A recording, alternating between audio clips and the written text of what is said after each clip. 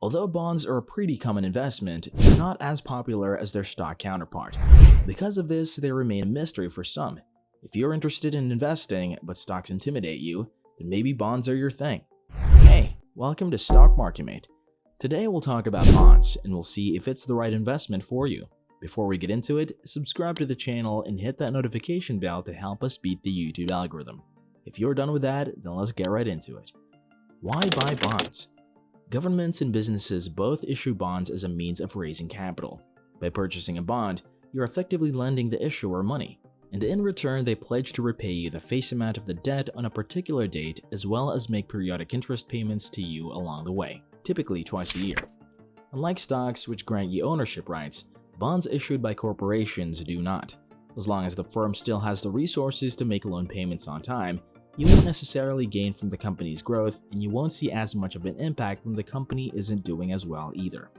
Therefore, having bonds in your portfolio can potentially provide you with two advantages: a steady stream of income and a reduction in the volatility that comes with stock ownership. Holding bonds versus trading bonds. If you purchase a bond, you can just keep receiving interest payments until the bond matures, or the date the issuer has committed to returning the bond's face value. On the secondary market, however, you can also purchase and sell bonds. Bonds' value will fluctuate after they're first issued, just like a stock would. The changes won't affect your interest payments or face value if you hold the bonds until it matures. However, if you purchase and sell bonds, you should be aware that the price you pay or receive will no longer be the bond's face value. When choosing your bonds, it's crucial to take into account how susceptible the bond is to value changes. Bond terms to know. The terminology of bonds can be a little difficult. The concepts that are crucial to understand will vary depending on whether you want to acquire bonds as soon as they're issued, and hold them until they mature, or buy and sell them on the secondary market. Number 1. Coupon. This is the interest rate paid by the bond. In most cases, it won't change after the bond is issued. Number 2. Yield.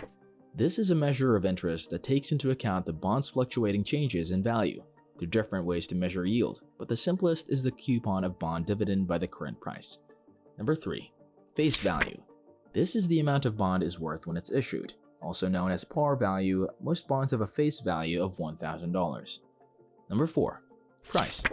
This is the amount bond would currently cost on the secondary market. Several factors play into a bond's current price, but one of the biggest is how favorable its coupon is compared with other similar bonds. Choosing bonds. Several factors may play into your bond buying decisions. Maturity and duration. The term maturity refers to the period of time until you receive the face value of a bond. Changes in the general interest rate will have a greater impact on bonds with longer maturities, just like they would in any other type of loan like a mortgage. For instance, if you have 3 years left on your mortgage and current interest rates are 2% lower than your rate, it won't matter nearly as much as it would if you had 25 years left on your mortgage. Bonds with longer maturities typically offer higher yields to attract potential purchasers since they have a higher level of risk owing to changes in interest rates. The yield curve is the connection between maturity and yields. In a normal yield curve, shorter maturities equal lower yields. Bond duration, like maturity, is measured in years. It's the outcome of a complex calculation that includes the bond's present value, yield, coupon, and other features. It's the best way to assess a bond's sensitivity to interest rate changes. Bonds with longer durations are more sensitive. Quality. Unlike stocks, organizations evaluate each bond's quality by giving it a credit rating, letting you know how probable it is that you'll receive your anticipated payments. The stronger the borrower's credit rating, just like with a vehicle loan or a mortgage, the lower the rate. The bond may have a high yield if the rating is low, below investment grade, but the risk level will be higher, more similar to that of a stock. On the other hand, if the bond has a very high rating, you can be reasonably assured you'll get your money when you're supposed to. The two most well-known companies that rate bonds are Moody's Investor Service and Standard & Poor's, or S&P. The rating methodologies are comparable and are based on issuers' recent financial and credit histories. Types of bonds. Companies can issue bonds, but most bonds are issued by governments. Because governments are generally stable and can raise taxes if needed to cover debt payments, these bonds are typically higher quality, although they are exceptions. U.S. Treasuries. These are regarded as the most secure bonds investments available. The interest from these bonds is subject to federal income tax, but it is typically free from state tax. Due to their extreme safety, they typically have the lowest yields and payments that may not keep up with inflation. Treasury securities are quite liquid. Treasuries of a particular type have the following characteristics. Treasury bills have maturities of 1 year or less. Like most other bonds, these securities don't pay interest. Instead, they're issued at a discount. You pay less than face value when you buy it, but get the full face value back when the bond reaches its maturity date. Treasury notes have maturities between 2 years and 10 years. Treasury bonds have maturities of more than 10 years, most commonly 30 years. Treasury inflation-protected securities, or TIPS, have a return that fluctuates with inflation. Separate trading of registered interest and principal of securities, or STRIPs, are essentially treasuries that have their coupon payments stripped away, meaning that the coupon and face value portions of the bond are traded separately. Floating rate notes have a coupon that moves up and down based on the coupon offered by recently auctioned treasury bills. Government agency bonds.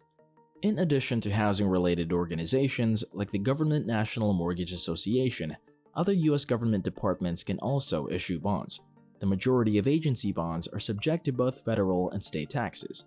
Although the rates on these bonds may not keep up with inflation, they are normally of very good quality and liquidity.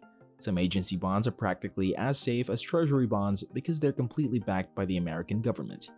Bonds backed by organizations like GNMA are particularly susceptible to changes in interest rates because mortgages can be refinanced. Depending on which option is more favorable, the households that we have these mortgages may refinance and pay off the initial loans either quicker or slower than the national average.